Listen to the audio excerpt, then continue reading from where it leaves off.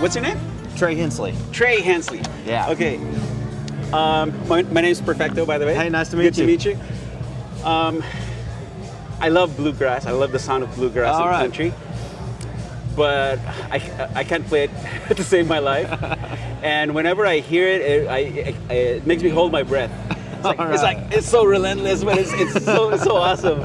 So I need to pick your brain as to how you come up with those lines. Okay. Because I know the scale. I know you follow the chords. Yeah. Some moves maybe, but I don't know. I always fall out of pocket. Oh yeah. Yeah. Yeah. For me, it's like a lot of the stuff that I play. It's really melodic and chord based. Like I learn a lot of fiddle tunes and stuff like that. Right. Or just a lot of like simple lines, and then maybe expand upon them. Right. Adding a note here or there. But a lot of my practice stuff is just like practicing over fiddle tunes that are really simple. Okay. Like I'll find a 3-chord fiddle tune. Right. And kind of, for example, like Wildwood Flowers. Okay. Yeah, that's.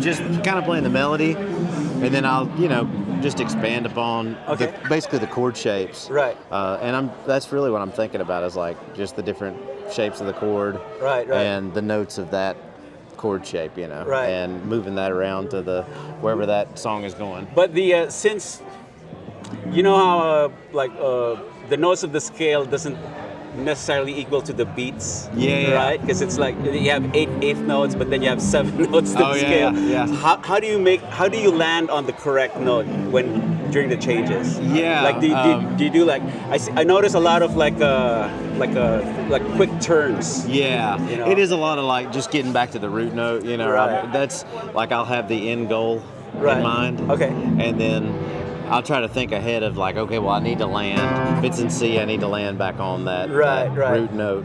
And that's really it. It's like I'm just trying to think that far ahead of like where that chord ends in the song, or if it's just an improvisation over a 12-bar blues or whatever. Right. Like when do I need to get back to the 1, or when do I need to get back to the 4? Right. And how soon? And so it's like I'm just basically trying. It's damage control before it happens. It's like I'm trying to make sure that nothing catastrophic happens in my soul. And as long as I can, it's kind of like the old adage, as long as it starts and ends correctly, you're okay. Yes, exactly. So everything in the middle is, I don't think about as much. Okay, yeah, because like sometimes I find myself, if I'm...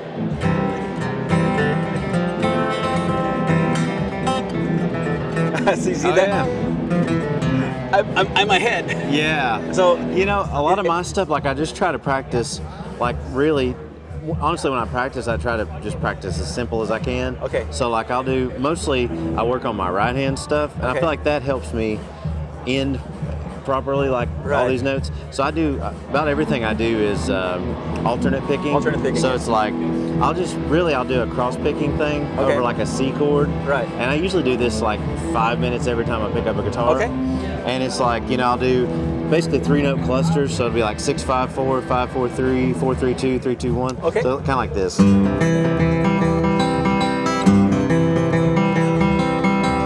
But just making sure I do like alternate. Down, up, down, down, up, down, down, up, down. Yeah, exactly.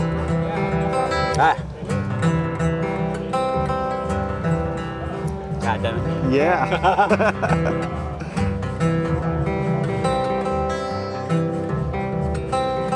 Yeah, that's it. Yeah. It's really like I started it just as an exercise. I kind of think of it like, piano player sitting down and playing just to get where the keys are on the piano. It's kind of like that. It's like it establishes my right hand and my left hand. Right, like right. Where on the fretboard do I need to be? But more importantly, like where is my pick hitting the string, Right. And so I'll do that for a long time, or just change over chords, and then I'll do it backwards. So like.